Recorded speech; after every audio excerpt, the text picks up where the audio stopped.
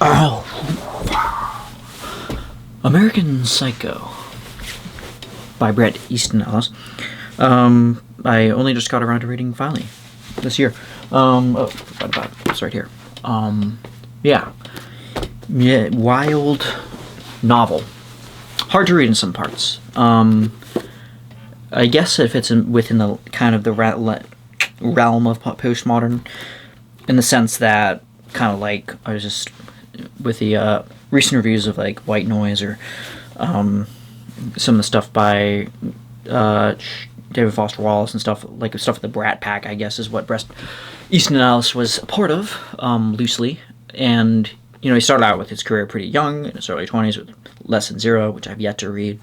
And he was kind of, he had, I think, his finger on the pulse, in the sense that he was like kind of seeing the degradation of the 80s, like rampant consumerism and all that.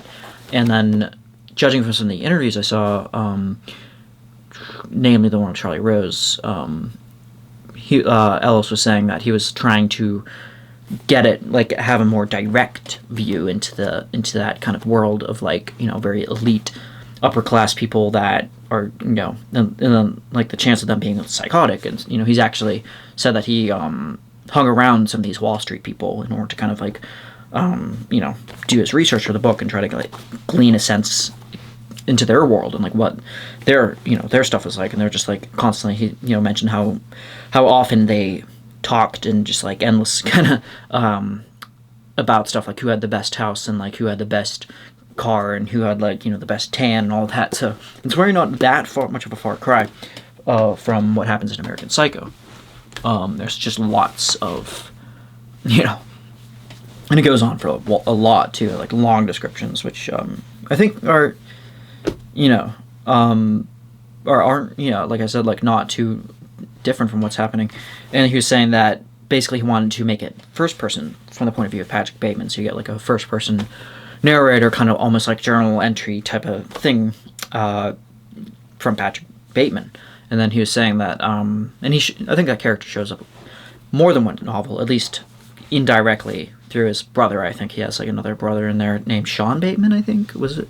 He actually has a meeting with his brother in the novel, which I'll get to a little bit later. But so yeah, I was a little hesitant because I wasn't sure how I'd handle the having seen the movie first. Obviously, I love Mary Harron did she did I Shot Andy Warhol, I think, or is it some movie about Andy Warhol with Jared Harris that I heard good things about that I have yet to watch. But she's pretty prolific in cinema, and I'd say, and I think she did a pretty good job on great job in like the attention to detail, and like of course Christian Bale's acting and all that. Like it culminates into like a kind of a perfect storm. But I think like Bret Easton Ellis didn't like dislike the movie, but he just said that it didn't quite fit together. It didn't make quite like wasn't coherent, I think. And that's kind of like.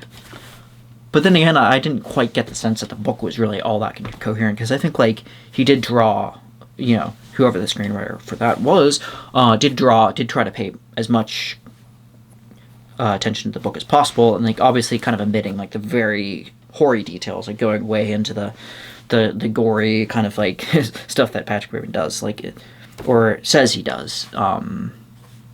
It's kind of like left up to a little bit up to an imagination of what exactly is real and what's not. So yeah, concerns a Patrick Bateman. He's like a 27-year-old Wall Street, works at this place called Pierce & Pierce, and he's just like he's a very desperate. He's trying to fit in. Like that's a big thing. Like I just want to fit in. That's his big MO. He surrounds himself with like these people that are all similar haircuts. They're all just like wear the same suits, the same ties, down to the hair, down to the freaking all over people's glasses. Like they're just like the craze about. They're too wealthy for their own good, and they have way too much time on their hands. That's the thing you get. Like the big. I thought it was really funny. It is a really funny novel. The humor in it's just like very dry, but it's just like people just crazily just like way like their jobs is their jobs are so like inutile, like worthless. Like you act once you actually get a sense of like what they're doing, it's like, oh, I have to do this. I have to have a lunch meeting at Hugh Bears. I have a, it's like once it actually gets to the job itself, it's like it's just Patrick Bateman or like his friends. They're just like, screwing around, like just like be just like total BS work, like just like sitting around, just like reading magazines and uh, listening to like the latest record and and just like on their Walkmans, of course, is the big thing. Technology is like a lot of stuff. It's just like, who has the best entertainment device? Who has the best who has the best stereo system? And like, and Bateman goes on throughout like the whole catalog of different things. It's just like this and that, and he'll go on like these huge things with like about like Phil Collins or like his favorite bands and stuff, and he'll just like go on and on and on about it. And he'll just be like, and then that will be like bookended between different scenarios with murder too. It's just like he just goes on a murdering spree, and I just like did this, and I just killed 4 people, and then he'll just go, and the next thing will be like, by the way, have you like my favorite act of all time is Huey Lewis' The News or something, and then the next thing will be Phil Collins or Genesis or Whitney Houston or something. So yeah, it's like it's just kind of just like the stark kind of dichotomy between just like a like total no personality, no self, no authentic anything. And there are some people that related this a lot to kind of the simulacrum. Jean Baudelaire, I think, saying like it was a little bit in the same way that the Matrix was talking about, simulated reality. American Psycho is like, it was the image, or it's the, this Patrick Bateman has kind of the the verisimilitude of an actual person that converses. Like you can feel, he says in the beginning in the monologue, it's like you can feel my flesh, gripping yours, and shake my hand and feel that I'm human, but I'm simply am not there. So there's like a hollowness to him, and that's kind of what the simulacrum. It's like it basically is like realer than real. Like Baudelaire talks about hyper real, like hyper real, like the things that I think Rick Roderick, the professor, I think, like the great courses, he had some pretty good series with them. He was talking about like the heightened scenario of like Reagan kind of winning the like kind of Iran-Contra affair, for example, or like the way he presented himself on TV, like everything was perfect, like he was anticipating every single structure of like the way he was going to talk and his speeches and all that. Just everything was scripted, especially with like politics. Like a lot of people aren't acting on their own accord, and necessarily like even Barack Obama's, all his speeches were like, scripted. So, or at least most of them. So, yeah, it's just that's the kind of thing that we're dealing with, like Patrick Bateman and his friends, and they all, yeah, you get the sense that there's a lot of spoiled nepotism going on too. Like Patrick Bateman and his, he has just wealthy parents, and he works. The reason, like his father, like the reason he gets that is because, according to his fiance Evelyn Williams, his father practically owns a place, Pierce and Pierce, and so there's not a lot of like actual hard work or anything or any merit on his part. Although he does kind of, he does keep himself fit, and he's like, you can kind of identify with a little bit of where he's coming from as far as that. Like he's like, I want to try to I want to be the best. I want to be always fitter. I always want to look better. So yeah, it's just a lot of it is kind of like him just like kind of bouncing around, not really sure like what he's gonna do. Like he's kind of there's also a lot of very dark humor in the sense when he'll like just out of nowhere just and again it's kind of an unreliable narrator going on too, where he'll just blurt out like, yeah, it's like, I'd like to dissect girls. Did you know I'm utterly insane? And he'll just say that, and then people would just be like unfazed by it, like just be like, oh. So it's like kind of like a weird thing where you're like, is that intentional? Like, do people like care that much, or like people are genuinely, is that just how Bateman perceives them, as like as uncaring as he is? Or so yeah, just he'll go around and just kind of circuitously kind of like go from like he'll a lot of it, there's a lot of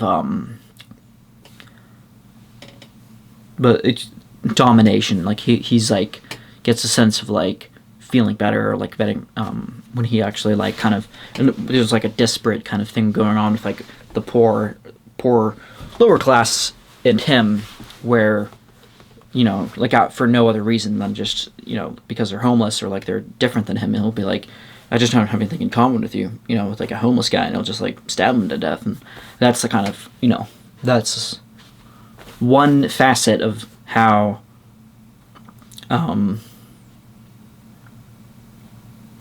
just like far gone this guy is. Like he's just like, to think that the only thing that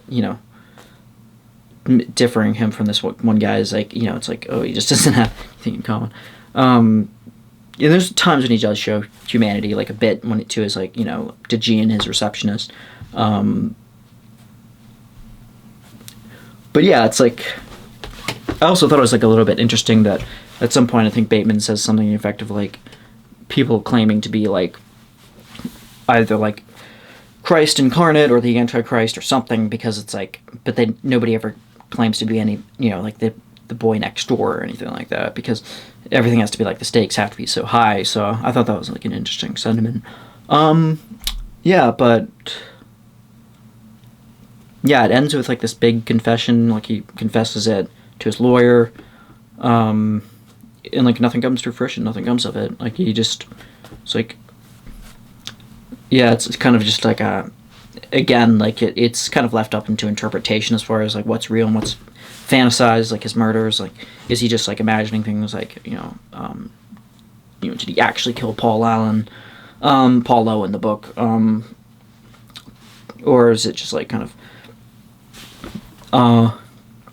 and yeah, it's like you get a sense of somebody who's like so desperately, a little bit like a Thomas Ripley, like he's so desperate to fit in, and you can kind of feel for him in one sense. Like, yeah, he's if you were thrown into this world of just kind of like success, and like everybody around you is like Gordon Gekko level, just like Wall Street empire, like how would you interpret reality? Like how would you shape your personality if you even had one?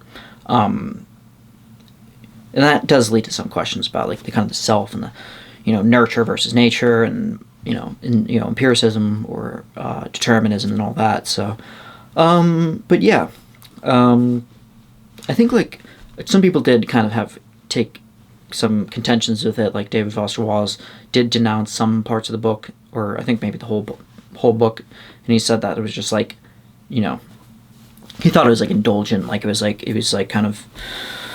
It didn't, but I didn't think it's kind of weird because, some of his own novels, I think, like, stories from Girl with Curious Hair, I think, was, like, one of them reminded me a lot of, there was, like, one of, the character in that, it was, like, kind of like a, what was it, like a kind of a yuppie politician guy that's, like, hangs around with, like, punk rockers and, like, engages in violent crime, I think is one of them, and that kind of reminded me a bit of Ellis, but maybe that was just kind of like them being contemporaries in a physical sense, not really necessarily aping one another. But yeah, I think it was like I don't really know how much I agree with that criticism though, because I think he was maybe miscalculating or misconstruing Ellis's intentions as like being maybe overly ironic or encased in ironis, yeah, I guess, like self-referential to the point where it's just like everything's a joke of a joke, and all these long things, everything's an inside joke or something like that. But I don't know. And I guess David Foster Wallace is coming from a point of view of like kind of a lot more sincere and upfront, but I don't know. But yeah, it's definitely quite a read. So, American Psycho. Yeah. To each his own, I guess. The only thing I would say about it is that it's like just a tad left up in the open of like what happens. Like it's like kind of a little bit too surreal to the point where it's like, well, what is it just all a dream kind of thing? And it's like, when you get down to that, it does sound a little bit like callow or immature just to say like, ooh, like it's just all a dream, or because I think that that's kind of like a very simplistic narrative device, and I'm not saying that that's what Ellis was going for, but I just don't really see it. I just wish it was a little bit more fleshed out and like concrete on like what was going on, because there are some very strong implications of like what could of like of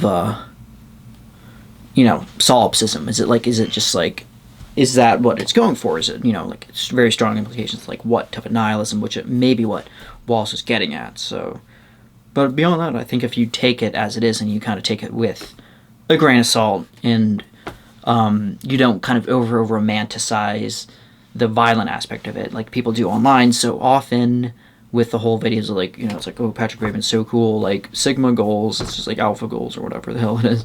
Just like, no, he's a psychopath, he's a murderer. It's like, how can we be any more clear about that? Like and even not, he's at least as a fantasy, or he's at least as a ideation, of those ideas or ideals, and he stands for nothing at the very least. So there's nothing, yeah.